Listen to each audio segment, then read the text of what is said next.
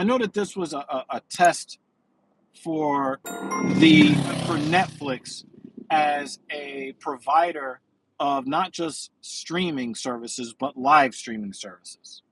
They're supposed to be, they just signed a contract with WWE for at least $5 billion to air at least Monday Night Raw on Netflix in 2025. But prior to that, they have this farce, this sideshow situation with a guy in Jake Paul. Most people don't like him. And Mike Tyson. Some people don't like him. But people were rooting for him. Age 58 versus age 27, the whole bit. The production value was worse than the main event. I'm going to say it one more time, like Umar Johnson. The Netflix production value was worse than the quality of the main event fight. Where do I begin? Number one, if you clicked on the watch live button and then decided that you didn't want to hear a bunch of worthless people running their motherfucking mouth, saying nothing of substance, and then you want to come back later to see people actually fighting, Netflix doesn't let you go back to the stream live. It'll take you back to the point that you left the stream. Annoying. If I wanted to watch what you had going on when I clicked off the stream, I would have kept watching. No, I don't want you to return me to Rosie Perez, who in the 90s, oh man, delectable, cute, beautiful, the whole bit. In 2024, who said that we're coming to you for boxing expertise? Who said, you know what? Of all of the combat athletes that know boxing, we need a female on the broadcast. Let's not get decorated female fighters or coaches. Let's not get them. Let's get a 1990s sex symbol. And then we're going to give her a lot of time to talk so that everybody can figure out that she doesn't know what the he's talking about. And then once you get a taste of the fact that she doesn't know what she's talking about, she then has to throw in weird feminist tropes that nobody asked for, that had no place in the commentary. Okay, let's talk about another talking head that had nothing of value brought to the telecast. Cedric the Prognosticator. Cedric the Fight Analyzer. No, his name is Cedric the Entertainer. What is his profession? He is a quasi-funny stand-up comedian who used to get decent movie roles 20 years ago. And we got to sit up there and listen to him run his mouth for 35 minutes. No hate to Cedric the Entertainer. He added nothing to the broadcast. Nothing. You could have gotten actual boxing. I mean, they have Roy Jones there. That was okay. But you could have gotten anybody. You could have gotten a woman. You could have gotten Clarissa Shields. You could have gotten anybody. And you got all of these talking heads. The fight was supposed to start at 11. It didn't start until midnight. Why? And most of the fights were trash. There was an Indian guy in there with a Brazilian dude, and I haven't watched boxing in a long time. I was not entertained. Are you not entertained? Are you not entertained? I didn't see Russell Crowe anywhere, but you know what they did? They spent 15, 20 minutes scanning the crowd for all of these fucking celebrities that, they want you to care about. I don't care about any of those people. The value of the event does not come from the list of worthless celebrities that don't move society forward. I don't care. I don't even listen to Shaquille O'Neal talk about basketball. I don't want to hear him talk about boxing or any combat sports for that matter. So the debacle started long before the main event actually started. Awful. Awful production value. I'm not going to get on Netflix for the server issues. I don't think that they had anybody. I don't think that they had at any point in the lifespan of Netflix streaming services have that many people jump on the servers at once. This was a good test. A lot of people were mad about the buffering. I had no problem with it. It was a high. It was a high in demand. It was a pay-per-view that was for free, essentially. I'm not gonna jump on Netflix for the buffering issues, but for the worthless telecast they put out there, that was horrible. Horrible telecast. It couldn't have been any worse. There were two Mexican guys that fought, and that was kind of okay. I was so annoyed by Rosie Perez turning into super mega feminist before the woman fought. I just turned it off and went back to watching the NBA. I don't want to hear, oh, you're going to talk, there's nothing. You want to talk about they fight like girls, and there was the first woman to do this, and the first woman. Up! I don't care. I don't care about your feminism. I just want to watch them fight. I don't care. I went back to watching basketball, and then when they actually start the fight, Jake Paul comes out in some custom lowrider thing that actually looked okay, but I think that I would have been more impressed by the lowrider. They called it a dually, whatever that is. I would have been more impressed 20 years ago. The whole pimp my ride thing, I think we're past that now. The artistry was pretty nice. It was nice that he had his brother there. I mean, these are two human beings that I think are just, they don't add anything to society. They are a net negative. They are a leech on society. However, it was a nice walk out. The pageantry was kind of cool. But when Mike Tyson came out, I just felt sad. There was nobody in his corner, and he looked like the way Donald Trump looks, just kind of lumbering, with his chest way over his feet, looking like halfway like he's got Parkinson's or something. I expect Donald Trump to have that kind of posture. I don't expect Mike Tyson to have that kind of posture, especially with the training videos and the fact that he was basically sparring, I believe he said, every day for an extended amount of time leading up to the fight. He was sparring 5 rounds a day. Now, Mike Tyson has a bad track record of basically being dangerous in the first 2 rounds, and if you get him past the first 2 rounds, you almost have zero chance of losing. That was Mike Tyson half his life ago. I thought, and maybe I'm a mark, but I thought that with all the training and how fast his feet were and how explosive he was, that he probably learned something that was going to help him with his stamina, especially since they were only fighting 8 2-minute rounds. I thought that he was going to be able to keep his stamina a little bit better. I thought that his footwork was going to be really good because when you look at all of the training footage, the dude looked like you don't want to be caught in a dark alley with the guy. I was a little disappointed, but again, how can you really be mad at the competitor that is Jake Paul, who, by all accounts, he looks like he knows how to box.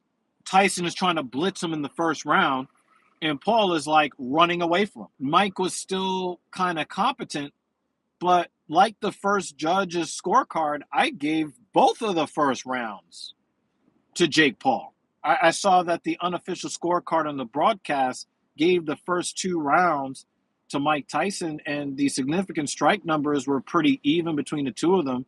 But the strikes that Mike Tyson landed were not very consequential at all. But I thought that for the little bit that Paul was not running, his jab and his right hand, and I think he put like a little left hook in there. These were strikes that I thought were more consequential in rounds 1 and 2 than anything that Mike put out there. I think Mike had 1 or 2 clean shots. It was like watching Conor McGregor versus Floyd Mayweather all over again. Very weird stuff. Then in round 3, Paul starts piecing him up, and I'm like, oh, the fight's over. Mike is about to get knocked out in round 3. I'm about to be really depressed. And I think Paul hits him with like 3 to 4 hit combos. Mike is stumbling all around. He can't move. What does Jake Paul do? He does probably the first humane thing that he has ever done in his life. The dude backed off, and you could tell that he was trying to carry Mike Tyson through this fight. His coaches are yelling at him, "Yo, you can finish this fight. Step in on it. You can take this guy out. You step out, you step back in." And when he knew that he had Mike on the ropes, he stepped off and he ran away from Mike. Not because Mike was like this dangerous force that he had to look out for, but because he saw what everybody else saw. Mike started maneuvering like Joe Biden. Mike Tyson looked like the black Joe Biden from the second half of round 3 through the rest of the fight. He looked like he had Parkinson's or dementia or Alzheimer's or something. Lewy body, dementia or something. And that's when my childhood died. I thought I became a cynic because of this animated film that I watched with Mrs. Evil and Joy Walking the other night. But yeah, I definitely became a major, I think my childhood is dead. When I saw Mike Tyson shuffling his feet like an 87-year-old with orthopedic shoes on, I don't know, man. I didn't feel like crying, but I felt depressed. And the rest of the fight was me trying to rationalize that Mike is trying to conserve his energy to then land like this huge counterpunch. And he was going to shock the world, and we was going to be buzzing off of this for the next 5 weeks. Oh my God, oh my God, oh my God, oh my God, oh my God. And Mike just refused to throw his hands. He was biting his gloves like a neurotic 7-year-old. And the announcer was swearing up and down, oh, this is a tick that Mike Tyson's had his whole career, biting down on his gloves and shuffling with his mouthpiece and all of that. I wasn't buying it, and I don't think anybody at home watching on Netflix was buying it either. But it looked like Mike Tyson, his part of his soul was not in the fight, but the part of his soul that was in the fight had like these grandiose visions of this massive left hook, overhand right combination that he was going to land that was just going to shut the lights out. And I just think that it was like a dream. It was like a daydream that he was playing over and over in his head, and he was watching the daydream for 2 minutes until he went back to his corner and sat down, and he just did not look like a fighter anymore. I thought Jake Paul was going to knock him out in the 7th. He put a little combo on him, and then when it looked like Mike was in trouble, he eased off.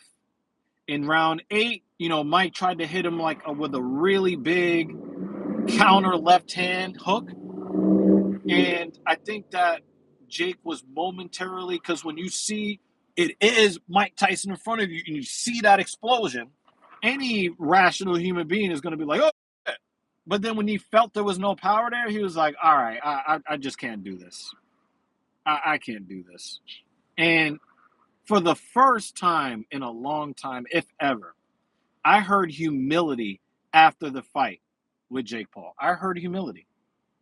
And I think that whatever part of his soul is still left, like that shit kicked in. It kicked in.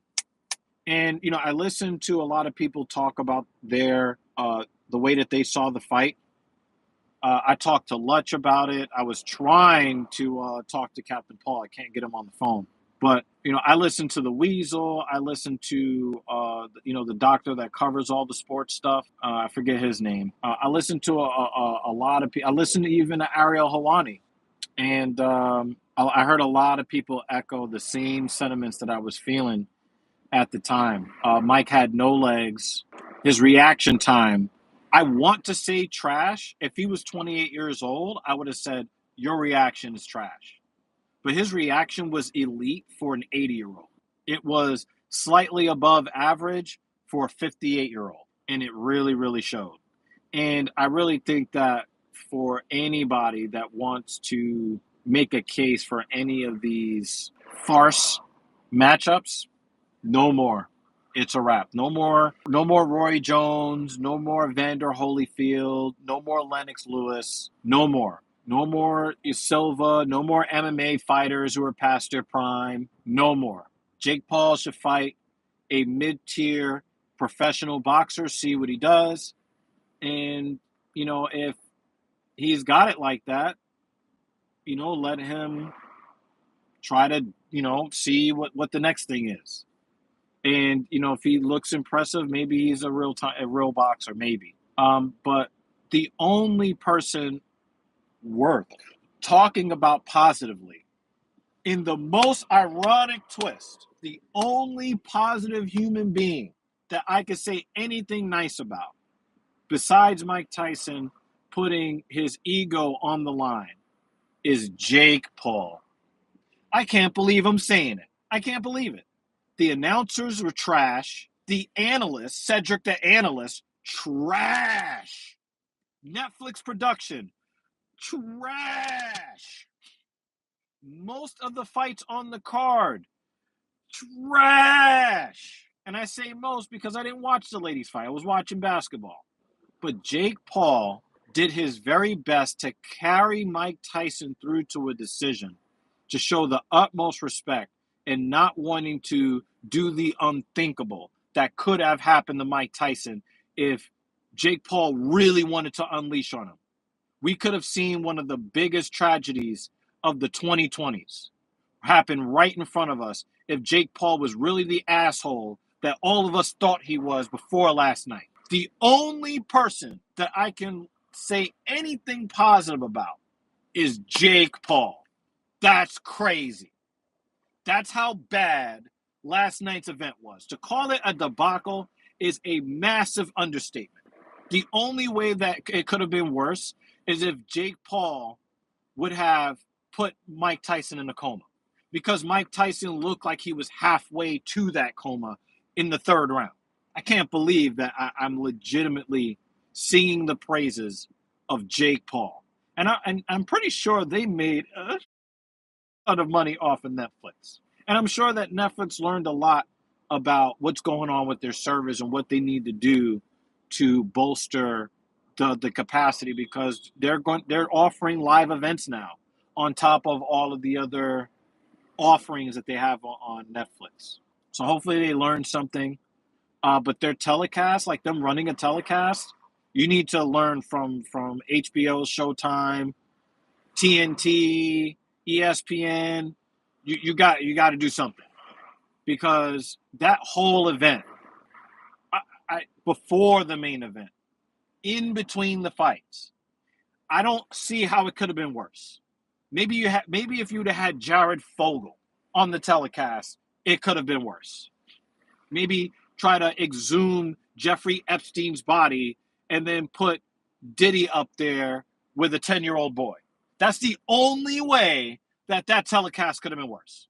One of the worst live sports productions I've ever seen. And the only person coming out looking like a human being worth talking about, worth giving praise to, is one of the reputation, one of the douchiest people on social media. That's crazy. That's what I got out of this. So I'm a little depressed. And I'm really mad at myself that I wasted a Friday evening. And I know that the lady that I laid up next to last night largely felt very similar. So those are my thoughts. That's my rant on hashtag Paul versus Tyson. I will never watch anything having to do with Jake Paul and a non-box. I don't even watch boxing anymore anyway. I'm going back to MMA where I belong, and other real combat sports and other real, team sports. I'm not that the sideshow Bob shit ain't for me.